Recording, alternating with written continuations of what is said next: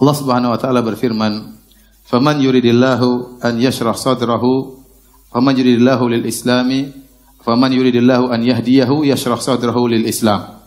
Wa man yurid an yudhillahu yaj'al sadrahu dayiqan harajan ka'annama yas'adu fis sama." Kata Allah Subhanahu wa taala, barang siapa yang ingin diberi hidayah oleh Allah Subhanahu wa taala, yashrah sadrahu lil Islam, maka Allah akan mudahkan, lapangkan dadanya menuju Islam.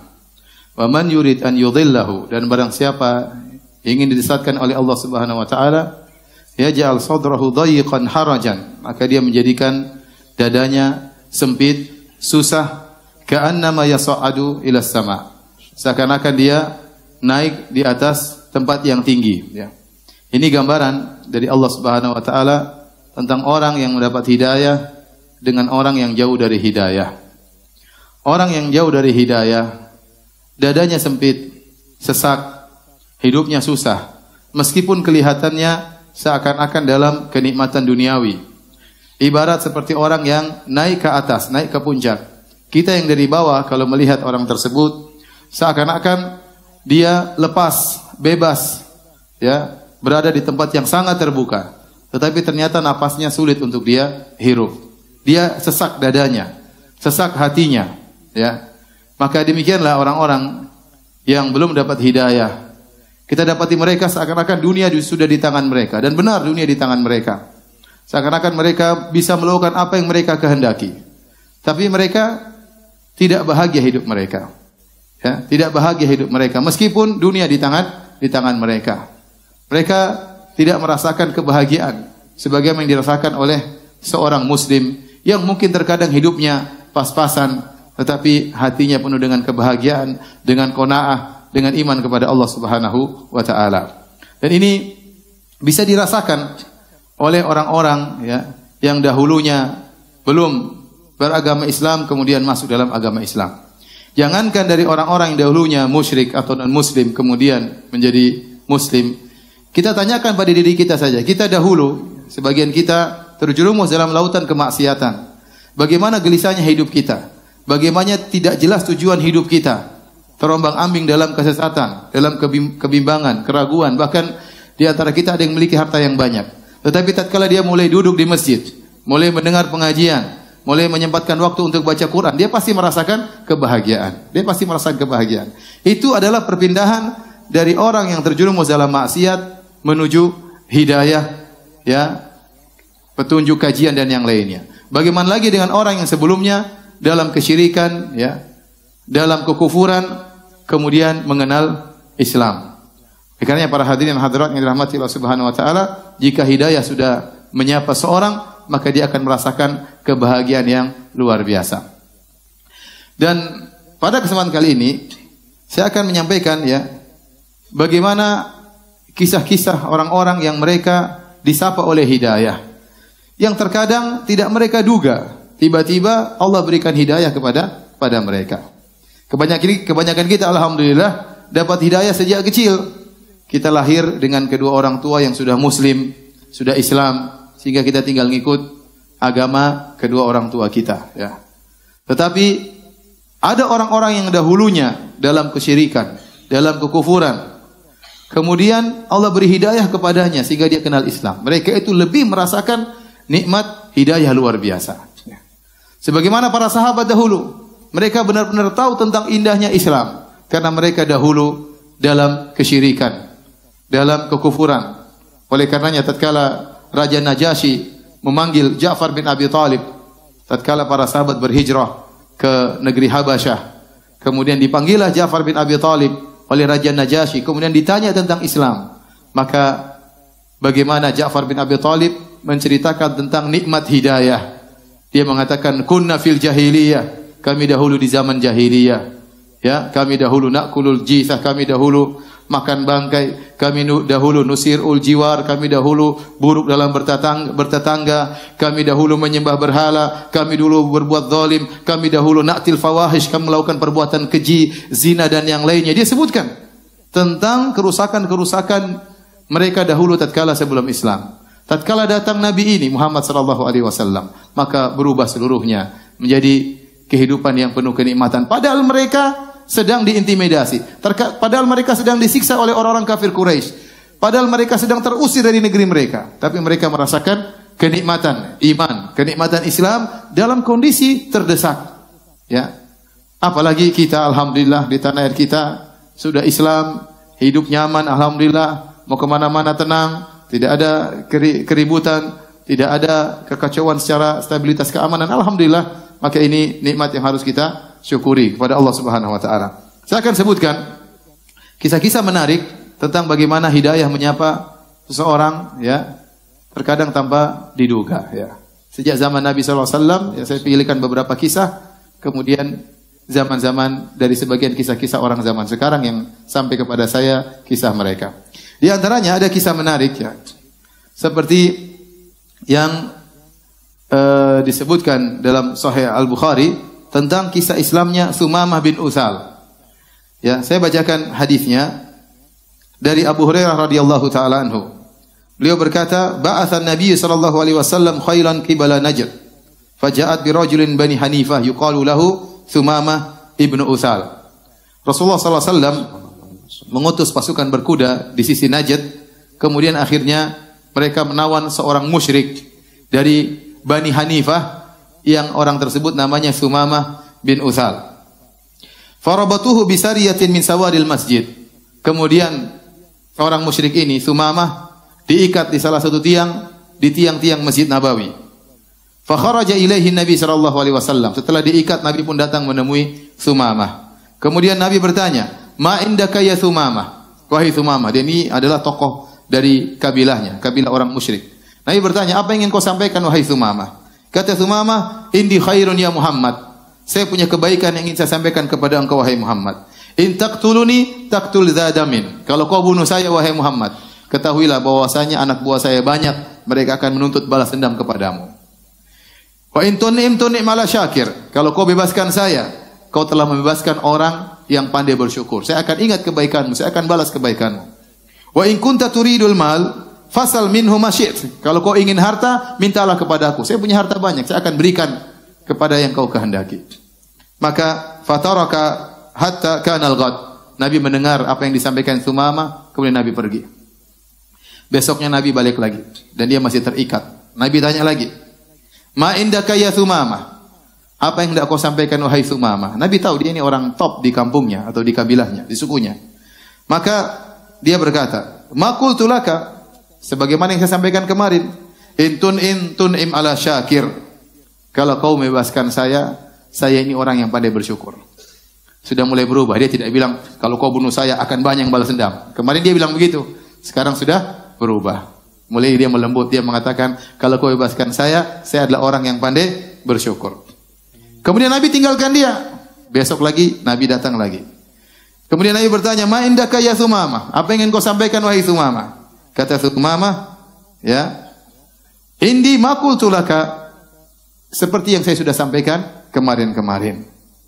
Kata Nabi SAW, "Atliku Sumamah." Bebaskan Sumamah. Dan dia musyrik. Nabi maafkan, kata Nabi, bebaskan dia. Kemudian fantalaka ila najlin qaribun minal masjid, dia pergi suatu tempat, faktasala thumma dakhala al-masjid. Kemudian dia mandi, kemudian dia masuk ke dalam masjid, kemudian dia berkata, "Asyhadu alla ilaha illallah wa asyhadu anna Muhammadar Rasulullah." Dia nyatakan Islamnya. Rupanya hidayah menyapanya. Setelah 3 hari dia diikat di tiang di Masjid Nabawi.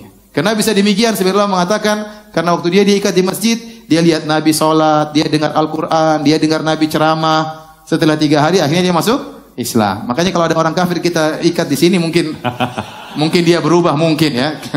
Mungkin dengar ceramah ustaz-ustaz di Masjid Al-Azhar, dengar kajian, lama-lama berubah ya. Seperti Sumamah bin Utsal. Lihatlah, orang masuk Islam tanpa disengaja, ya. Tanpa direncanakan, tahu-tahu dia masuk Islam. Lihat bagaimana perasaan dia setelah dia masuk Islam. Dia berkata kepada Nabi SAW, "Ya Muhammad, hai Muhammad, wallahi ma kana 'alal ardi wajhun abghadha ilayya min wajhik." Demi Allah, tidak ada wajah di atas muka bumi yang paling saya benci seperti wajahmu. Faqad asbaha wajhuka ahabal wujuhi ilayya. Sekarang wajahmu adalah wajah yang paling saya cintai. Wallahi ma kana min dinin abghadha ilayya min dinik. Tidak ada agama demi Allah yang paling saya benci seperti agamamu. Fa asbaha dinuka ahabbad dini ilayya. Jadilah agamamu adalah agama yang paling saya cintai. Wallahi ma kana min baladin abghadu ilayya min baladik. Demi Allah tidak ada negeri yang paling aku benci seperti negerimu. Fa asbaha baladuka ahabbal bilad ilayya. Jadilah negerimu adalah negeri yang paling aku cintai. Ya. Masuk masjid gara-gara diikat, masuk Islam gara-gara diikat di masjid. Tapi ada yang lain. Masuk masjid gara-gara dikasih masuk Islam gara-gara dikasih kambing. Seperti dalam Sahih Muslim, ya. Kata Anas bin Malik radhiyallahu taala anhu, anna rajulan sa'ala Nabi sallallahu alaihi wasallam ghanaman baina jabalain.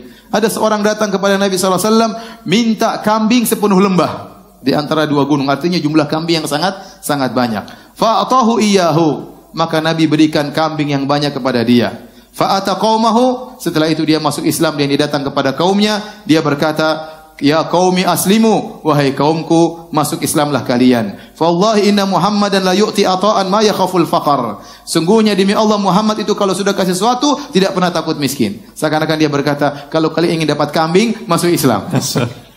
Anas bin Malik berkata, in kana rajulu la yuslimu ma yuridu ila dunya. Sungguh ada seorang masuk Islam, dia tidak masuk Islam kecuali hanya mendapatkan, ingin dapat dunia, ingin dapat kambing, ingin dapat dunia.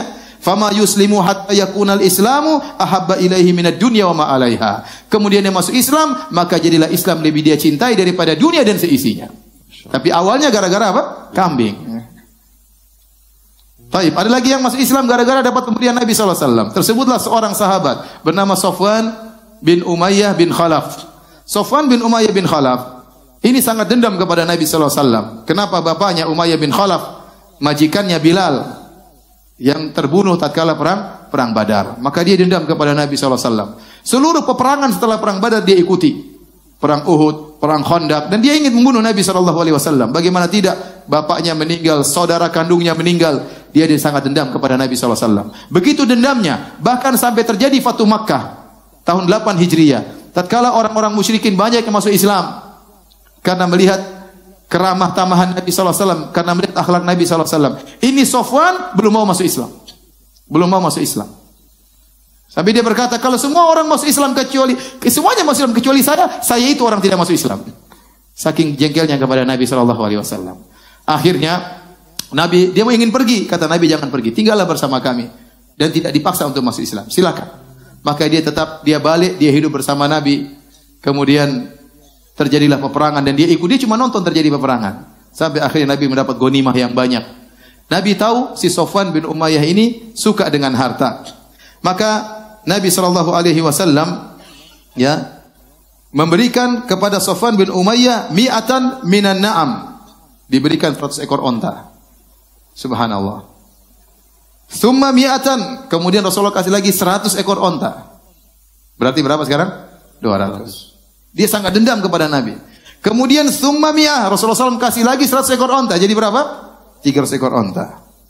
Apa kata Safwan? Wallahi laqad a'tani Rasulullah sallallahu alaihi wasallam ma a'tani.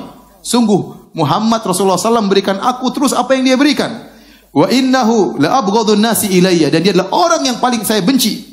Fama bariha yu'tini, namun dia terus memberikan kepadaku hatta innahu la ahabbun nasi ilayya, sampai jadilah dia orang yang paling saya cintai. Masuk Islam gara-gara dikasih harta. Ada yang demikian. Saya sering sampaikan, jadi kalau ada orang dendam sama antum kasih mobil 1. Ya, insyaallah dendamnya berkurang. Itu ustaz kurang ajar itu, brengsek dia. Kasih mobil, dia ya ada salah-salahnya sedikit, mulai berubah.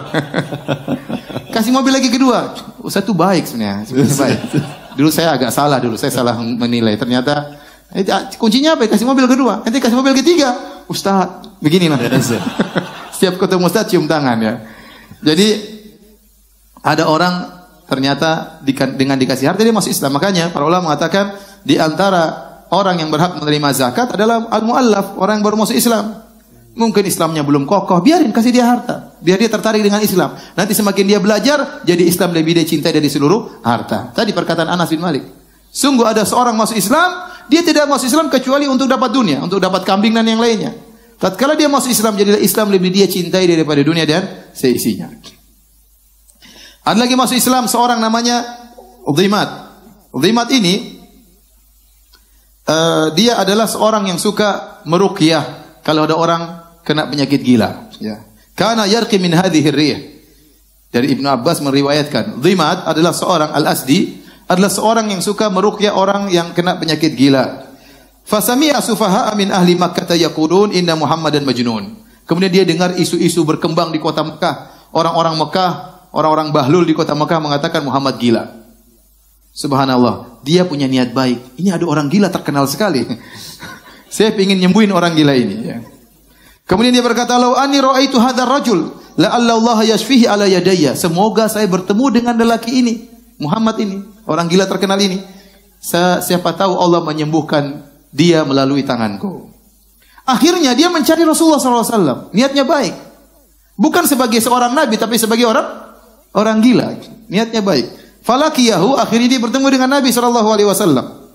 Kemudian dia berkata, "Ya Muhammad, inni arki min hadhihi rih.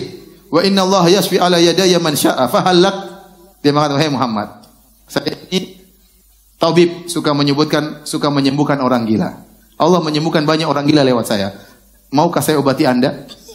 Subhanallah. Coba ada orang datang, "Ustaz Firanda, saya dengar Anda gila ya. Saya mau menyembuhkan Anda. Bagaimana? Setuju atau tidak?" Subhanallah, Nabi tidak marah-marah. Yang gila siapa? Ente yang gila kalau saya mungkin begitu.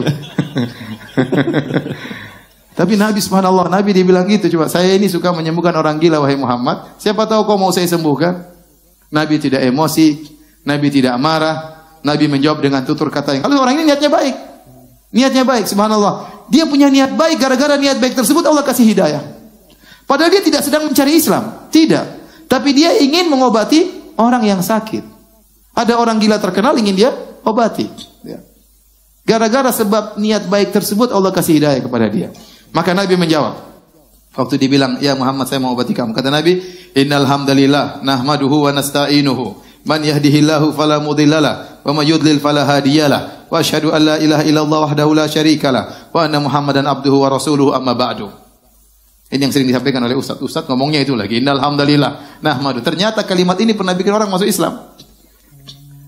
Nabi bilang gitu, "Innal hamdalillah, segala puji bagi Allah. Kami memujinya dan kami mohon pertolongan kepadanya. Barang siapa diberi petunjuk oleh Allah, maka tidak ada yang bisa menyesatkannya. Dan barang siapa disesatkan oleh Allah, maka tidak ada yang bisa beri petunjuk kepadanya. Dan aku bersaksi bahwasanya tidak ada sembahan yang berhak disembah kecuali Allah semata. Tidak ada sekutu baginya. Dan bahwasanya Muhammad adalah hamba Allah dan Rasulnya. Amma ba'du." Didengar oleh Dhimat. Dhimat heran. Dia mengatakan, "A'id alayya kalimatika haula." Tolong ulang lagi itu innal hamdalillah. Masyaallah. Masyaallah. Nabi ulang lagi. "Innal hamdalillah nahmaduhu wa nasta'inuhu wa nastaghfiruhu wa natubu ilaih wa na'udzu billahi min syururi anfusina." Seterusnya. "May yahdihillahu fala mudhillalah wa may yudlil fala hadiyalah wa asyhadu an la ilaha illallah wahdahu la syarikalah wa asyhadu anna Muhammadan abduhu wa rasuluhu amma ba'du." Kata Dhimat lagi, "A'id alayya kalimatika haula." Tolong ulang lagi. Subhanallah. Siapa tahu ente masuk Islam? Siapa tahu ada yang masuk Islam? Subhanallah, diulang lagi oleh Nabi sallallahu alaihi wasallam. Fa'adahunna alaihi Rasulullah sallallahu alaihi wasallam. Nabi ulang sampai 3 kali. Maka dia berkata, "Laqad sami'tu qaulal kahana wa qaulas sahara wa qaulas syu'ara, fama sami'tu mithla kalimati haula, laqad balagna na'usal bahr, hati yadak ubayyika 'alal Islam." Kata dia, "Wahai Rasulullah, wahai Muhammad, sungguh aku telah mendengar perkataan para dukun. Sungguh aku telah mendengar perkataan para penyihir dan aku juga menguasai perkataan para penyair. Aku tidak pernah mendengar kalimat seperti kalimat-kalimatmu. Sungguh kalimatmu telah sampai kepada tengah lautan. Berikan tanganmu, aku bayar engkau untuk masuk Islam." Niat baik, ingin mengobati orang sakit, jadi masuk Islam. Yang lebih menakjubkan, saya baca hidayah benar-benar di tangan Allah Subhanahu wa taala ya. Allah terkadang seorang dapat diterpa oleh hidayah, disapa oleh hidayah di kondisi-kondisi yang sangat sulit. Contoh, ada seorang bernama Amr bin Thabit Al-Ansari yang dikenal dengan Al-Usairim. Dia ini waktu Nabi datang ke kota Madinah mendakwakan Islam, dia tidak beriman, dia tidak mau beriman. Tiba-tiba dia beriman kapan? Dia beriman tatkala terjadi perang Uhud. Tatkala kaum muslimin terdesak, kaum muslimin berjumlah cuma 700, dikepung oleh 3.000 orang, justru tatkala Islam dalam kondisi terdesak, dia malah masuk Islam. Allah kasih hidayah, Allah ingin hidayah bagi dia, kemudian dia pun menyatakan Islamnya, kemudian dia berperang, kemudian dia mati syahid, dikenal Al-Utsairim, mati syahid, wa ma sajada walau sajdah, dan dia tidak pernah sujud meskipun hanya sekali. Hidayah menyapa dia di penghujung kehidupannya. Kok bisa demikian ya Ustaz? Kata para ulama, orang-orang yang seperti ini yang dapat hidayah di penghujung hayatnya, ya, kemungkinan besar karena ada kebaikan-kebaikan dalam hatinya. Dan sebaliknya kalau ada orang di awal kehidupannya penuh dengan keimanan, di akhir kehidupannya ternyata terlepas dari hidayah, dia meninggalkan hidayah atau hidayah meninggalkannya, ini juga berkaitan dengan kebaikan hatinya. Oleh karena dalam satu hadis kata Rasulullah SAW, inna ahadakum la ya'malu bi amali ahlil jannah fima yabdu linnas wa huwa min ahlin nar. Kata Nabi SAW, sungguh salah seorang dari kalian benar-benar melakukan amalan penghuni surga. Mungkin dia haji, mungkin dia umrah, mungkin dia salat. Tapi amalan tersebut kata Nabi fima yabdu linnas, menurut yang dilihat oleh orang lain. Yang menurut dilihat oleh masyarakat, orang ini orang soleh, tetapi hatinya ada penyakit. Kata Nabi, wa huwa min ahlin nar, ternyata dia penghuni neraka Jahannam. Subhanallah, ada kisah seorang di Arab Saudi dari Qasim, ada dikenal dengan Al-Qasimi, ya. Konon dia dari Mesir, konon dia dari Saudi, tapi terkenal. Dia punya buku. Bukunya judulnya As-Sira' baina At-Tauhid wal Wathaniyah. Seperti judulnya. Pertarungan antara tauhid dengan penyembahan berhala. 2 jilid kalau tidak salah dia tulis. Buku yang sangat indah, yang sekarang masih dipakai untuk membantah kekufuran. Tetapi banyak yang menjelaskan orang ini terkena penyakit gurur, sombong, angkuh. Karena tidak ada yang menulis seperti dia di zaman dia. Akhirnya dia angkuh, akhirnya dia murtad. Oleh karena seorang berhati-hati. Tatkala dia beramal soleh, tatkala dia haji atau umrah, jangan angkuh, jangan sombong. Orang melihat kita, orang melihat dia seakan-akan dia orang yang soleh, tapi ternyata ada penyakit dalam hatinya.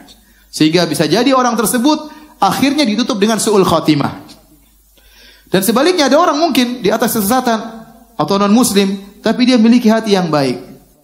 Gara-gara hati yang baik ini, di akhir hayatnya Allah beri hidayah kepada dia, sehingga akhirnya dia masuk Islam.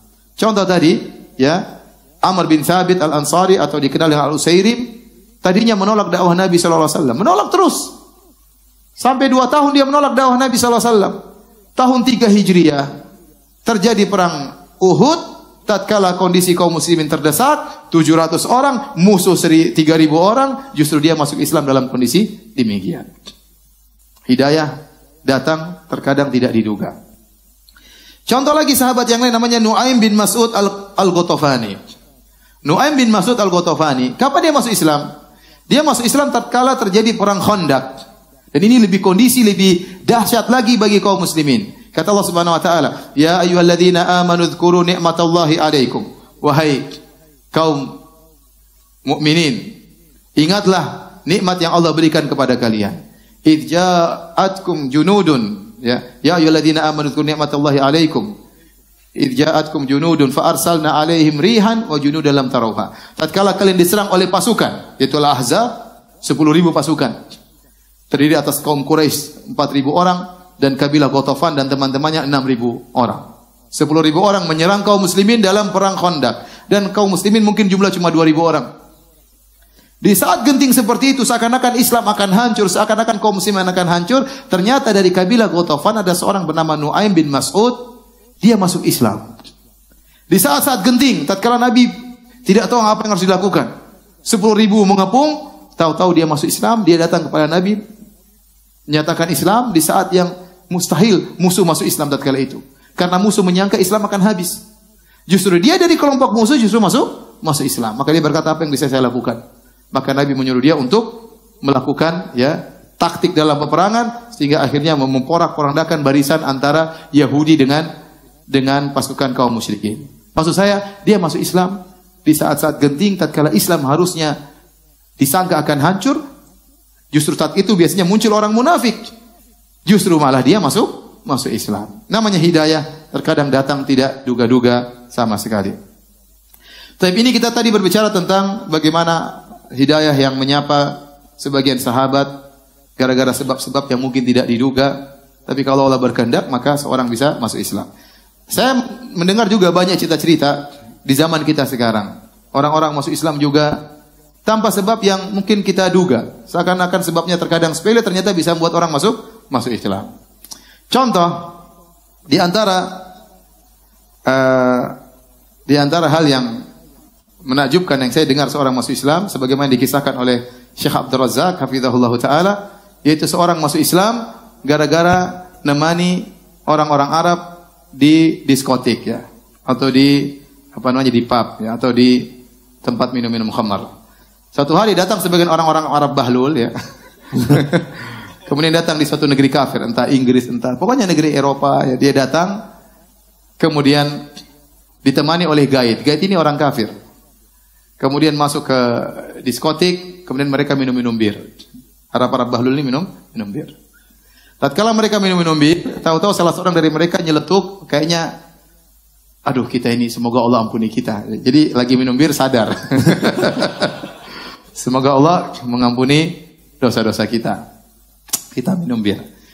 Yang menemani ini non muslim, dia juga percaya kepada Allah tapi dia musyrik. Mungkin Nasrani. Dia berkata, semoga saya juga diampuni. Tahu-tahu orang-orang Arab ini protes, oh kamu tidak.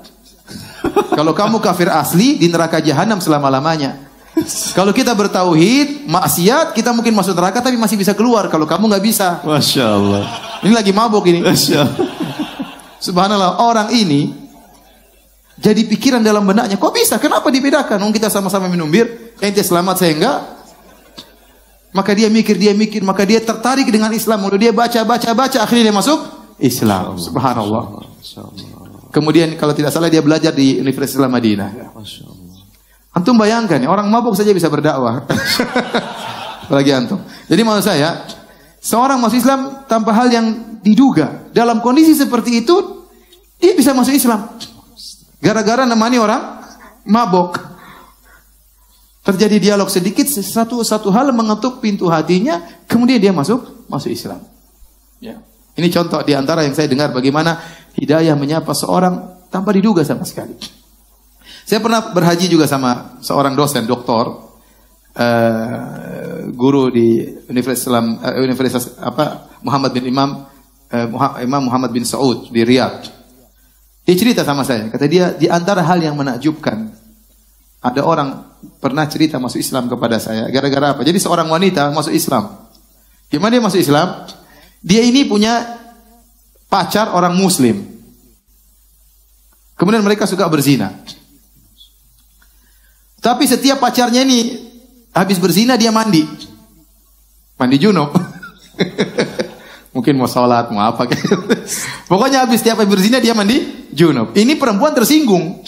Kenapa habis kemudian harus mandi gitu? Memang mungkin saya jorok, saya jijik. Kenapa kamu setiap habis berzina dengan saya kemudian mandi? Kata dia, ini Islam mengajarkan demikian.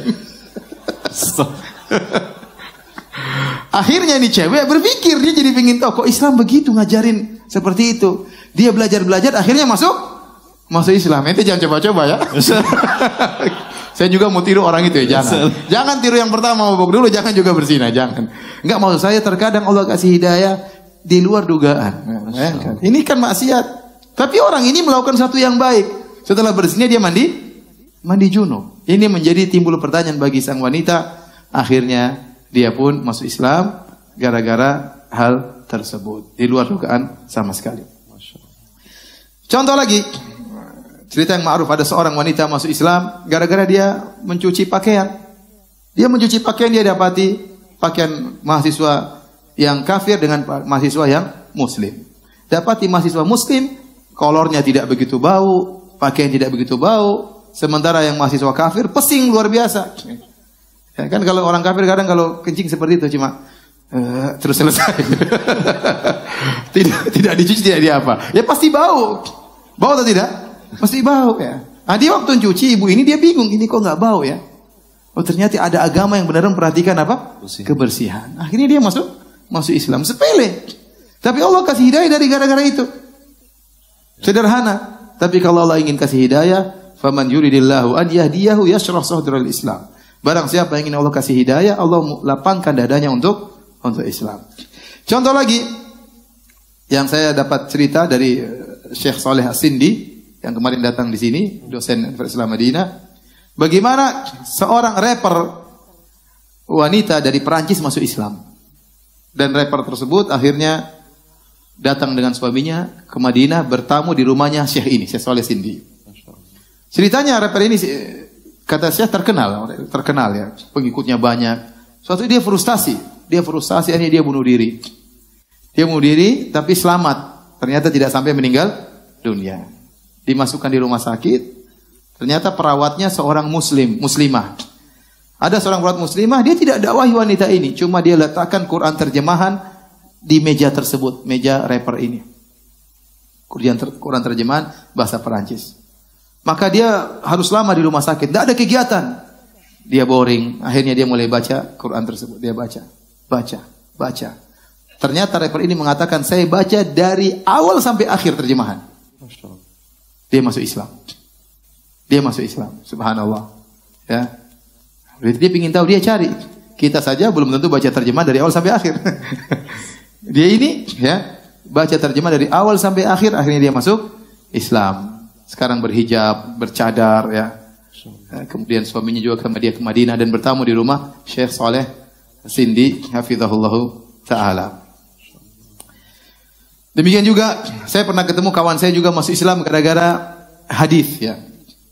Dia bilang, "Ustaz, saya dulu sekolah di sekolah agama lain. Kemudian saya baca hadis Nabi, saya heran kok ada disebutkan an fulan, dari fulan, dari sahabat, dari Nabi. Sementara saya buka dalam kitab suci yang lain, tidak ada begitu-begitunya. Ini buat apa ini sanad?" Ternyata dia tahu sanad ini untuk membuktikan keautentikan suatu hadis. Bahwasanya hadis yang diucapkan oleh Nabi itu diriwayatkan oleh orang-orang. Dan orang-orang ini ada biografinya. Kalau ternyata dia dusta, sudah hadisnya dhaif, hadisnya palsu. Kalau dia tidak dusta, dia rajin sholat, tapi hafalannya nggak beres, tetap dhaif. Jadi tidak semua orang rajin sholat kemudian sikoh ya. Terkadang rajin sholat, rajin baca Quran, tapi kalau cerita nambah-nambahin ya. dalam hadis tidak dipakai orang seperti ini. Harus benar-benar dia soleh dan hafalannya kuat, tidak ditambah-tambah, tidak dikurang-kurangi. Ternyata dalam Islam ada seperti ini. Muhammad SAW bersabda, ada sanadnya.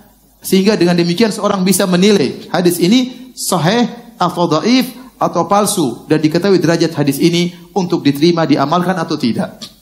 Dia buka kitab sucinya, tidak ada seperti itu.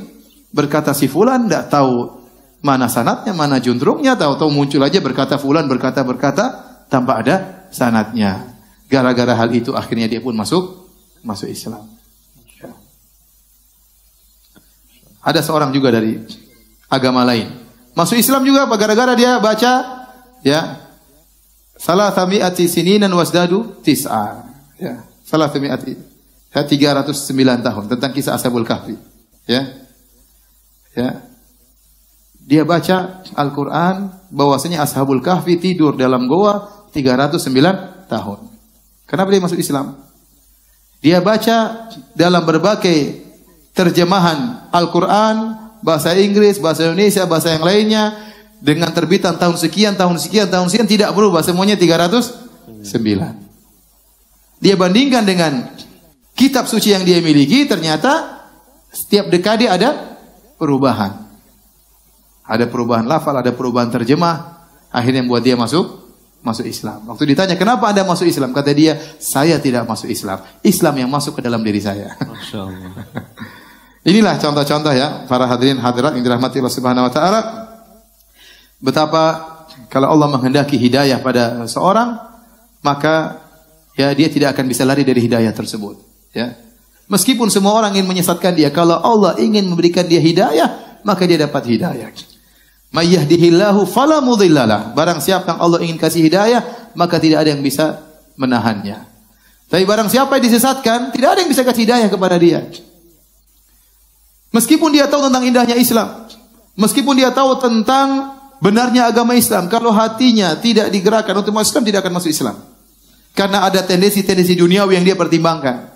Contoh nyata Abu Talib, pamannya Nabi SAW.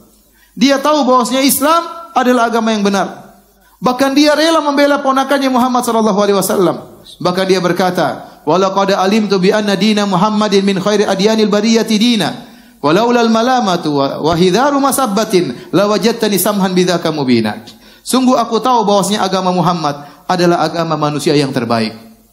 Ya. Kalau bukan saya takut cercaan dan saya takut celaan, kau akan dapati aku memeluk agama tersebut. Tetapi Abu Talib tidak masuk Islam. Kenapa? Ada pertimbangan duniawi. Dia takut kedudukannya jatuh. Dia takut dicerca oleh orang-orang Quraisy. Sampai waktu mau akhir hayat, mau meninggal dunia, Nabi datang. Nabi katakan, "Ya ammi qul la ilaha illallah." Wahai pamanku, ucapkan la ilaha illallah. Kalimatan uhajulaka biha indallah. Suatu kalimat yang aku akan bela engkau tatkala di sisi Allah Subhanahu wa taala.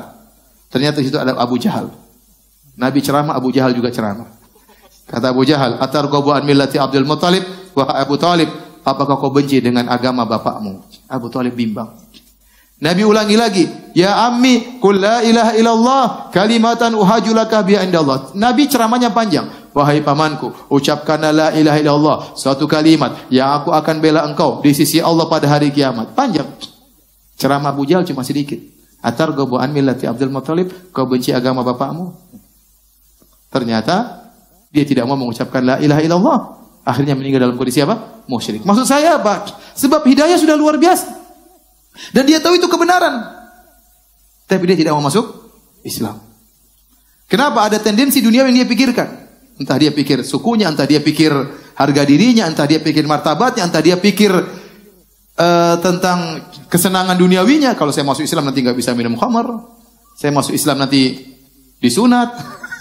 Saya masuk Islam nanti, nggak maulah. Padahal dia tahu Islam itu benar. Ada satu kisah ini kisah yang sangat berbahaya. Tapi ini kenyataan diceritakan oleh salah seorang kawan tinggal di Surabaya. Dan ini hati-hati, jangan sampai ada yang seperti ini ya. Ceritanya bagaimana? Ceritanya ada seorang kafir kaya raya. Tahu-tahu terbetik dalam hatinya ingin masuk Islam. Kemudian dia pergi ke seorang kawan. Kata dia, "Wahai kawan, saya ingin kenal Islam. Tertarik dengan Islam." Kata kawan ini, "Ada orang lebih alim, kau ke sana. Coba tanyakan Islam kepada dia." Datanglah orang kaya ini ke orang yang pedagang juga, tapi dia agak lebih ngerti tentang Islam. Kemudian dia tanya, "Tolong jelaskan kepada tentang Islam." "Antum tahu kalau masuk Islam, ente disunat, tahu nggak? Ente puasa, nggak boleh makan sebulan. Ente kalau masuk Islam, nanti ada zakat, 2,5% harta ente diambil. Ente harus sholat." Ditakut-takuti. Akhirnya kata dia, "Ya sudah, saya nggak jadi masuk Islam." Akhirnya kawan tadi tanya, "Gimana sih Fulan? Jadi masuk Islam nggak?" "Ngapain dia masuk Islam? Di dunia sudah kaya, nanti di sana masuk surga. Enak aja. Biar aja di sana dia masuk neraka." Ini kenyataan. Akhirnya, ya ini tidak boleh. Dan ini berbahaya seperti ini. Sampai para ulama menjelaskan dalam buku-buku fikih tidak boleh seperti ini. Kalau ada orang yang menyatakan Islam, jangan ditunda, harus diterima. Tidak boleh ditunda. Sampai kalau Anda menunda 1 menit, kemudian timbul keraguan dalam dirinya, Anda dosa besar. Dia sudah mau masuk Islam, tahu dia bilang nanti 5 menit lagi. Tahu-tahu, nggak jadilah. Wah, Anda yang berdosa. Sampai guru saya pernah cerita di kelas, kejadian di Afrika. Jadi ada orang datang ke imam, ingin menyatakan Islam. Akhirnya imam ini mengatakan nanti habis sholat. Dan di sana ada peperangan. Begitu habis sholat, orang ini keluar ketembak, meninggal. Belum sempat menyatakan apa?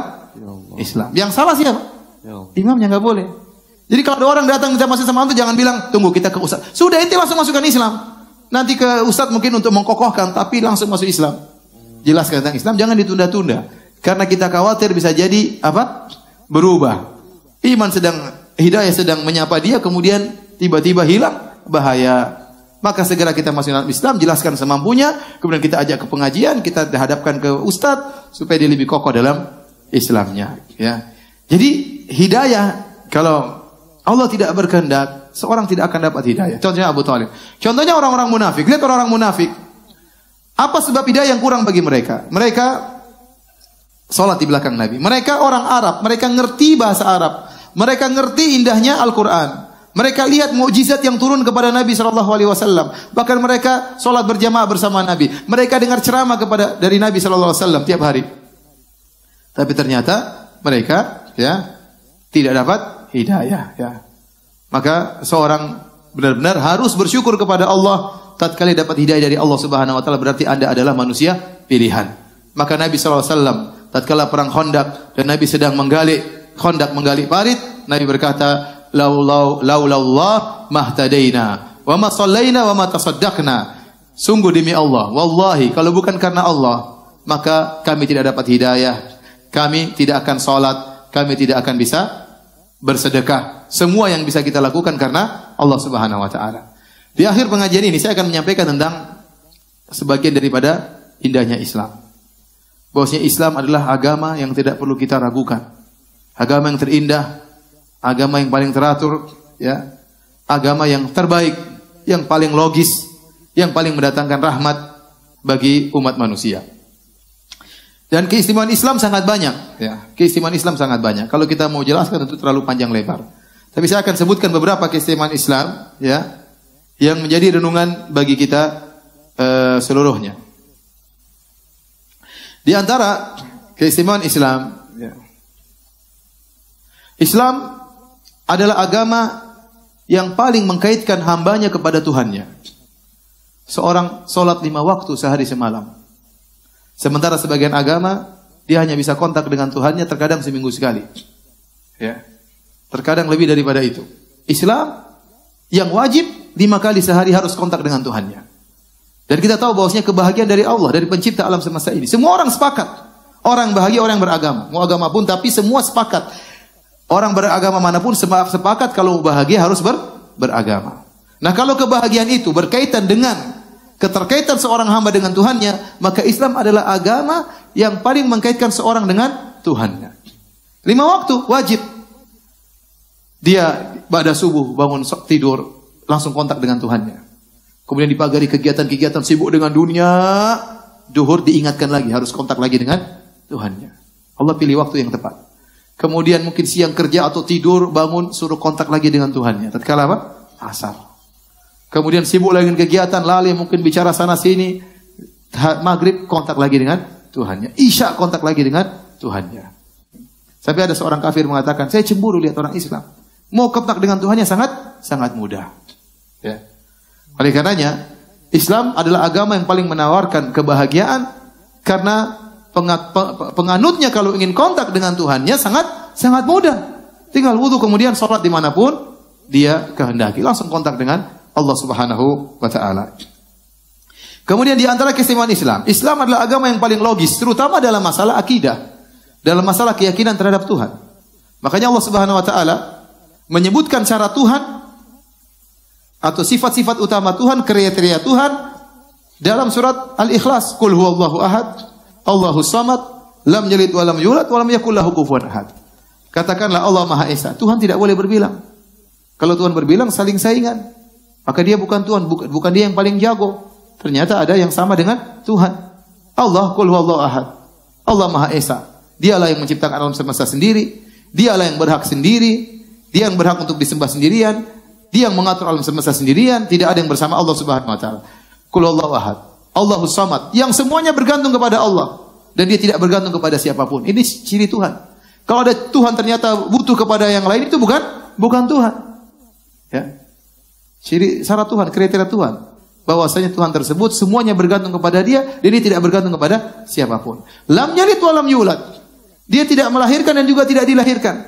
Kalau Tuhan punya anak, maka anak tersebut mirip Tuhan dan dia juga berhak disembah. In kana lirrahmani waladun fa ana awwalul abidin. Kalau seandainya Allah punya anak, aku akan sembah anak tersebut, kata Nabi sallallahu alaihi wasallam. Karena konsekuensi dari anak Tuhan pasti anaknya mirip dengan bapaknya, ya atau tidak? Maka Tuhan tidak punya anak dan Tuhan tidak punya bapak, tidak melahirkan dan tidak dilahirkan. Kemudian yang syarat terakhir, walam yakul lahu kufuwan ahad. Tidak ada yang serupa dengan Tuhan. Ini kriteria Tuhan. Surat yang sering kita baca, hampir kita baca paling banyak dalam keseharian kita, surat Qul huwallahu ahad. 2 rakaat sebelum subuh baca Qul huwallahu ahad. Witir sebelum tidur baca Qul huwallahu ahad. Zikir pagi petang baca Qul huwallahu ahad. Setelah salat ahad. Sebelum tidur baca Qul huwallahu ahad, agar terpatri dalam benak kita syarat Tuhan. Coba Anda bandingkan dengan agama-agama lain, Tuhan mereka tidak memenuhi kriteria ini, tidak logis. Ada Tuhan 3, ya. Bingung 3 itu bagaimana? Ya. Bagaimana keterkaitannya? Ya. Ada Tuhan ternyata makan, ada Tuhan ternyata minum, ada Tuhan ternyata dilahirkan, ada Tuhan ternyata ketakutan, ya. Ada Tuhan ternyata tidak tahu apa yang terjadi di depannya, ya. Ada Tuhan dikejar-kejar akhirnya kabur, ya. Macam-macam, ya. Tidak memenuhi persyaratan sebagai Tuhan. Bahkan ada yang menjadikan hewan sebagai Tuhan. Ada hewan jadi Tuhan. Tuhannya beol, Tuhannya ngompol. Apa pantas jadi Tuhan? Ya. Maka agama lain tidak logis. Ada manusia dijadikan Tuhan. Manusia ini bijak, mengucapkan kata-kata indah, kemudian dijadikan Tuhan. Dulunya tidak ada, dilahirkan, kemudian akhirnya mati. Apakah suatu yang dilahirkan dan akhirnya mati pantas dijadikan Tuhan? Apalagi tidak pernah menciptakan apa-apa. Ya. Ada Tuhan tiga, tidak memenuhi, dia butuhkan yang lain. Satu Tuhan hanya bisa menciptakan. Satu Tuhan hanya bisa merawat. Satu Tuhan hanya bisa menghancurkan. Subhanallah. Ada Tuhan fungsinya cuma hancur-hancurin, ngerusak-ngerusakin. Ini Tuhan gak beres seperti ini. Ada Tuhan hanya bisa menciptakan, tidak bisa mengatur, tidak bisa menjaga. Ada Tuhan tugasnya hanya juga menjaga. Ini Tuhan tidak memenuhi kriteria. Maka kalau kita berbicara tentang dengan non-muslim, kita berbicara tentang konsep ketuhanan. Dan kita harus mahir tentang masalah ini. Jangan dulu berdiskusi dengan masalah lain. Ini disampaikan oleh para ulama. Kalau berdiskusi sama orang penganut agama lain tentang agama, maka langsung berbicara tentang konsep ketuhanan. Jangan bicara tentang yang lain. Ya. Karena kalau yang lain Anda bisa dikalahkan mungkin dalam perdebatan. Ya. Dan sambil berdoa kepada Allah. Ya. Saya ketemu seorang orang India, subhanallah. Bukan Zakir Naik, bukan. Orang tidak terkenal. Ya. Orang ini mungkin 1000 orang lebih masuk Islam di tangan dia. Apa rahasianya? Dia bilang, ya, dia cerita, dia setiap malam sholat, beribadah kepada Allah, agar orang yang dia dakwai dapat hidayah. Dia berdoa, ya Allah ini saya sedang dakwai si fulan, buka pintu hatinya, buka pintu hatinya. Kemudian dia berdakwah, masuk Islam. Demikian dia lakukan. Dan subhanallah, antum tahu pahala orang masuk Islam luar biasa. Dengan sebab antum, dia ini masuk Islam. Dengan demikian apa yang dia lakukan, sholatnya, ibadahnya, puasanya, semua ngalir juga sama antum. Kenapa? Karena dengan sebab antum dia masuk Islam. Ya, maka sungguh ya bahagia orang-orang yang banyak orang masuk Islam di tangannya. Baik. Ini di antara keistimewaan Islam. Islam adalah agama yang sangat logis. Kemudian Islam adalah agama yang menggabungkan antara dunia dengan akhirat. Bukan agama yang cuma bicara akhirat saja. Tetapi tatanan Islam juga mengatur tentang tatanan akhirat dan dunia. Maka seorang bisa jadi kaya raya dan dia seorang yang taat beragama. Seorang bisa jadi presiden dan dia taat beragama. Tidak ada pertentangan. Bukan berarti kalau orang mau jadi ahli agama berarti tidak bisa memiliki dunia. Tidak harus demikian. Ada seorang kaya raya dan dia, Islam tidak melarang dia untuk kaya. Islam tidak melarang dia untuk bekerja. Islam tidak melarang dia untuk menikmati dunia. Bahkan tatkala ada seorang berlebih-lebihan dalam porsi agama melupakan hak-hak duniawinya maka ditegur. Contohnya yang pernah terjadi pada Abu Darda radhiyallahu taala anhu. Waktu Salman Al-Farisi datang menemui istri Abu Darda, ternyata Abu Darda istrinya mutabadzilah dalam kondisi bajunya semrawut, kurang siap menyambut kalau suaminya datang. Maka dia bertanya, "Ada masya'nuki? Ada apa?" Maka kemudian kata Ummu Darda, "Akhuka Abu Darda laisa lahu hajatun ila dunya." Saudaramu Abu Darda tidak punya interest, tidak punya perhatian terhadap dunia. Isyarat bahwasanya suaminya kurang perhatian sama dia. Akhirnya waktu Abu Darda datang, dia lagi puasa. Salman suruh buka puasamu, baru kita makan bareng. Akhirnya Abu Darda buka puasa. Di malam hari baru sepertiga malam pertama mau sholat malam, kata Salman belum, tidur dulu. Waktunya tidur. Kemudian sepertiga malam yang kedua mau bangun sholat malam, kata Salman belum, waktunya tidur dulu. Tatkala sepertiga malam yang terakhir baru kemudian mereka sholat malam. Kemudian Salman menasihati, "Inna li rabbika 'alaika haqqan." Wahai Abu Darda, Rabbmu punya hak, kau sholat, kau puasa. Kemudian wali jasadika 'alaika haqqan, tapi ingat jasadmu juga punya hak, kau perlu istirahat. Wali ahlika 'alaika haqqan, istrimu juga punya hak untuk kau gauli, untuk kau mesrai. Ini semua dicontohkan oleh Nabi sallallahu alaihi wasallam. Nabi sallallahu alaihi wasallam seorang yang sangat alim, sangat bertakwa, tapi hak istri-istrinya tidak ditinggalkan sama sekali. Jadi, saya pernah ketemu dengan seorang, saya diundang makan, orang non-muslim. Kebetulan dia undang berbagai macam orang. Kemudian dia bilang ini bagian halal, Ustadz sebelah sini saja. Yang ini ada yang tidak halal. Mau bilang haram gak enak kan? Yang bagian halal sini ada. Jadi saya makan di bagian yang halal. Saya ambil kesempatan. Sebenarnya bukan kawan saya yang langsung, kawan-kawan saya. Maka saya ngobrol. Gimana agamamu? Ya, itu kalau kita mau jalan agama ya kita nggak bisa. Menurut dia agama dia tidak bisa dijalankan kecuali harus meninggalkan apa? Dunia. Baru dia bisa jalankan agamanya dengan benar. Adapun Islam tidak demikian. Islam agama yang mempersilahkan Anda menikmati dunia, ya. Qul man harrama zinatallahi allati akhraja li ibadi. Siapakah yang berani mengharamkan kenikmatan, keindahan dunia yang Allah keluarkan bagi hamba-hambanya? Tetapi Islam mengatur. Tidak boleh berlebih-lebihan. Kulu washrabu wa la tusrifu. Makan dan minum namun tidak boleh berlebih-lebihan. Jadi Islam adalah agama yang logis dan agama yang mencampurkan antara dunia dengan akhirat. Kemudian di antara keistimewaan Islam, Islam adalah agama yang komprehensif, meliputi segala sesuatu. Semuanya ada aturannya. Jangankan masalah kenegaraan, masalah besar, bahkan adab makan, adab minum diajarkan. Adab buang air, buang hajat diajarkan. Adab berhubungan dengan istri diajarkan. Antum mendapati dalam agama mana seperti ini? Coba saking adab bergaul. Saya selalu tatkala saya menyampaikan hadis ini, kata Nabi sallallahu alaihi wasallam, "Idza la yatanaja itsnan duna thalith hatta yakhtalitu bin nas, li'anna dzalika yuhzinuhu." Kata Nabi sallallahu alaihi wasallam, tidak boleh kalau ada dua orang, ada tiga orang yang dua-duanya berbisik-bisik, yang tiga tidak diajak. Kenapa kalau duanya ini ngomong berbisik-bisik, yang tiga dia tidak diajak, yang ini akan sedih, kata Nabi sallallahu alaihi wasallam. Maka kalau dua orang ngobrol, jangan bisik-bisik dengan suara yang keras supaya didengar yang ketiga. Karena kalau mereka bisik-bisik, yang satu tidak paham, dia akan tersinggung. Akan datang syaitan. Kemudian mendiktekan kepada dia, itu dua orang sedang gibahin kamu. Makanya mereka ngomong bisik-bisik. Atau syaitan berkata, itu dua orang tidak menganggap kamu. Makanya kau tidak diajak ngomong. Ya. Macam-macam lah syaitan akan mendiktekan sehingga buat dia menjadi apa? Sedih. Nabi melarang hal tersebut. Ya.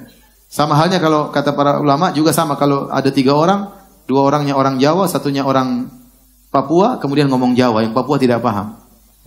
Ini ngomong apa? Kok pakai bahasa Jawa ya? Ya kayaknya timbul ini sama aja, tidak boleh juga. Akhirnya ya kita ngomong semuanya. Kecuali kalau sudah bergabung dengan banyak orang, kita ngomong berdua, sana ngomong berdua, terserah. Tapi kalau cuma bertiga, maka tidak boleh dua orang berbisik-bisik, yang satu tidak diajak. Ini ajaran yang sangat detail seperti ini, sampai mengatur tentang adab bergaul. Jangan sampai menyakiti hati saudara, antum dapat di dalam agama mana? Ya. Bukan karangan ustaz, bukan. Ini langsung ucapan Nabi Muhammad SAW. Tidak akan antum dapat di dalam agama manapun. Ini dalil bahwasanya agama Islam komprehensif. Adab makan luar biasa. Ya. Kul biyaminik, wa kul fima yalik. Makanlah dengan tangan kananmu, makanlah yang di depanmu dulu. Diajar adab, jangan rakus lagi makan, loncat ke sana, loncat ke sini. Makan di depanmu dulu. Ada saatnya meloncat. Kalau sudah habis, bolehlah mungkin kita. Tapi ini sejak awal sudah loncat sana, loncat sini. Bayangkan dalam agama apa diajarkan seperti itu. Ada pakai sendal, luar biasa. Ya. Kata Rasulullah SAW, "Idza akala ahadukum, fala tamsah yadahu hatta yul'iqahu yal'aqaha aw yul'iqaha."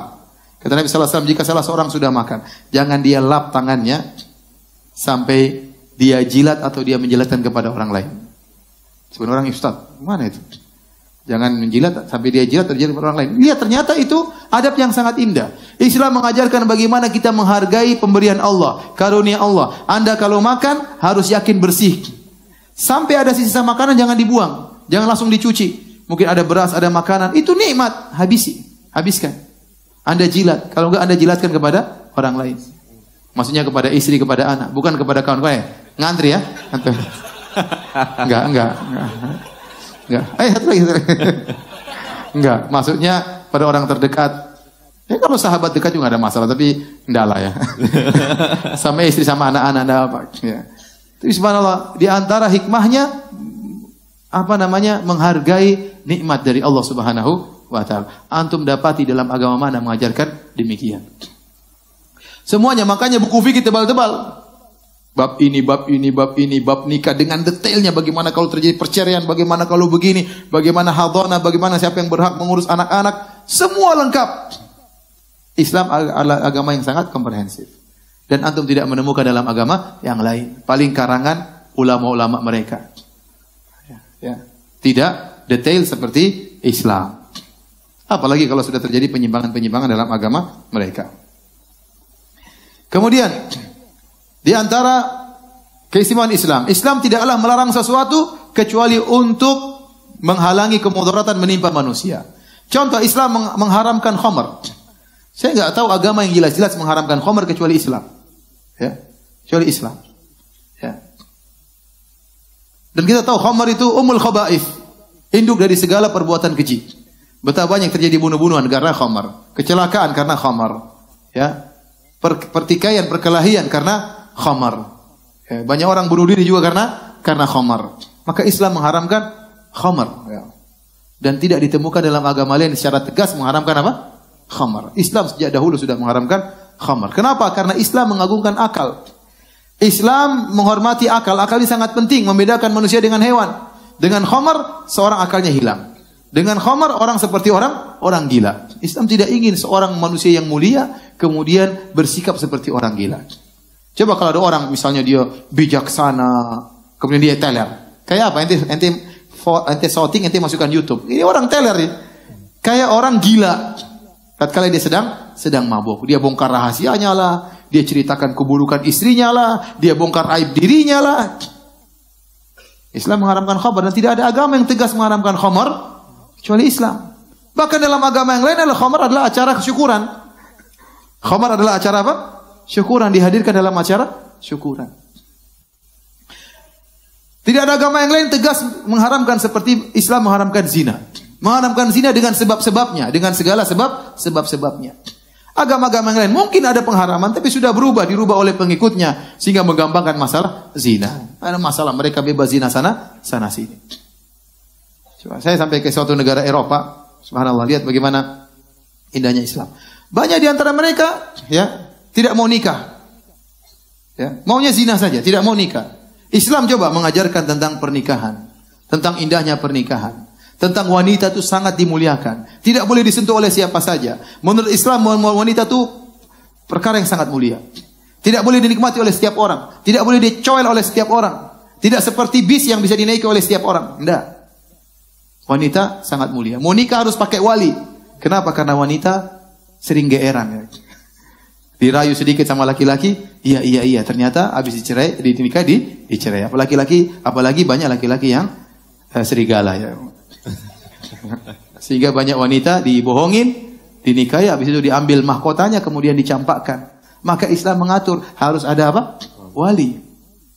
Islam ini mengikat-ngikat. Enggak, Islam tidak mengikat. Islam mengatur, melihat kemaslahatan. Bahkan wanita kalau bersafar hendaknya ada mahramnya. Karena dia butuh, mungkin ada yang menemani, beli apa-apa, ngangkat-ngangkat apa-apa, ada mahramnya. Islam. Kalau sudah punya keluarga, Islam mengatur tentang bagaimana berbakti anak kepada orang tua. Antum cari agama mana yang menjelaskan sangat detail bagaimana seorang anak berbakti kepada orang tuanya. Cuma Islam. Antum cari dalam agama manapun, tidak ada yang detail, pahalanya besar, luar biasa, berkorban, berjihad untuk berbakti kepada kedua orang tua. Tidak ada kecuali dalam Islam. Akhirnya agama-agama lain, anak-anak kurang berbakti.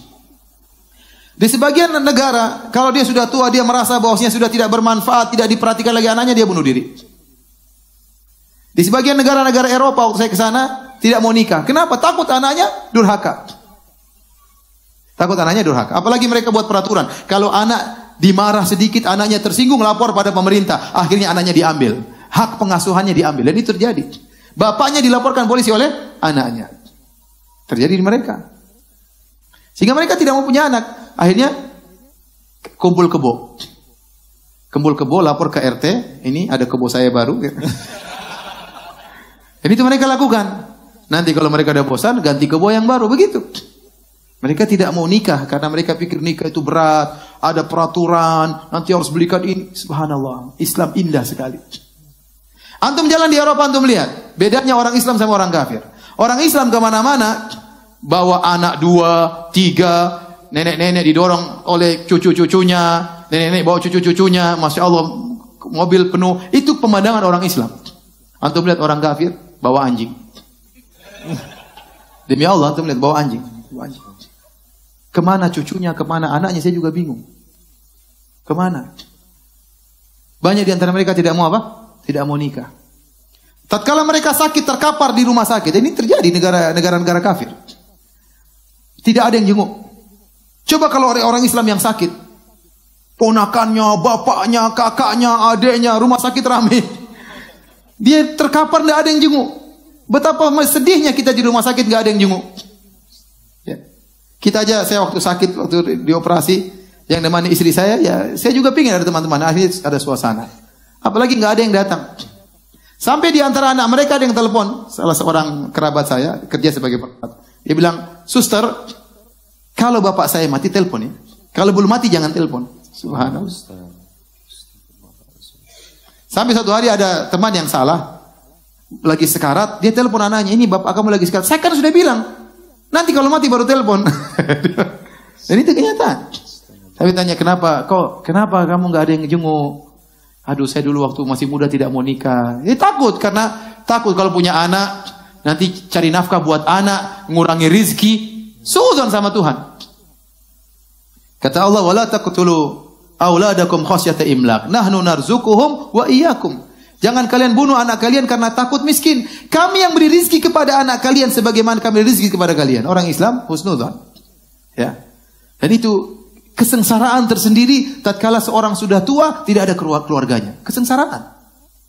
Dia mau teman, kemudian anaknya taruh di panti jompo. Ya, dia senang pengen lihat cucunya, pengen lihat anaknya nggak ada, gimana muncul cucu? Oleh karenanya saya bilang Islam adalah agama yang sangat indah. Tidak ada suatu pun yang Islam haramkan kecuali ada mudarat di balik hal tersebut, sehingga dilarang oleh Islam. Islam tidak memotong syahwat manusia, mustahil. Haram nikah. Kalau mau jadi orang soleh tidak boleh nikah sebagaimana dalam agama yang lain. Tidak mungkin begitu. Islam, Nabi mengatakan, wa ana atazawwaju nisa, saya orang paling bertakwa dan saya menikahi para wanita. Tetapi ada pengaturan. Ada pengaturan. Banyak yang halal lebih banyak daripada yang haram. Yang haram sedikit, itu saja yang diharamkan. Yang halal masih banyak.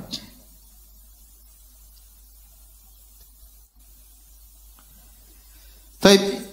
Intinya para hadirin dan hadirat yang rahmatillah subhanahu wa ta'ala, masih banyak keindahan-keindahan Islam. Maka seorang yang tahu tentang indahnya Islam, merasa bahagia dengan Islam, hendaknya dia tularkan kebahagiaan ini kepada orang lain. Maka saya sangat mendukung adanya yayasan-yayasan yang membina para mu'alaf. Luar biasa pahala mereka dan kita harus dukung ya.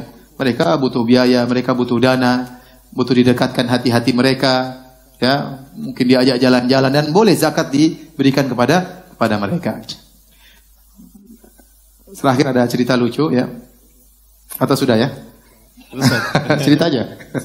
Jadi begini, saya kan di Madinah ada pengajian. Pengajian buat Jaliyah Indonesia, artinya buat orang-orang Indonesia.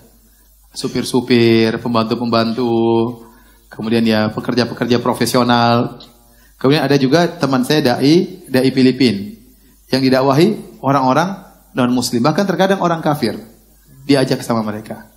Kalau kita lagi pergi ke kantor, orang Islam makannya sederhana. Kita tatkala kajian dikasih makanan yang biasa-biasa. Sementara yang ini makannya mewah-mewah. TK-TK cemburu, Ustaz itu kok makannya enak-enak, kita kok nggak enak. Intinya sudah Islam sudah lama. Itu baru masuk Islam. Kalau ini makan enak, memang baru masuk Islam, makan enak terus.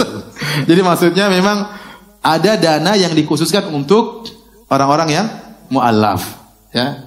Dan itu tidak mengapa. Dana zakat dan yang lainnya, dan itu ibadah yang mulia untuk mempertahankan iman mereka dan memupuk iman mereka. Demikian mungkin yang disampaikan, kurang lebihnya saya mohon maaf. Wallahu taala alam bisawab.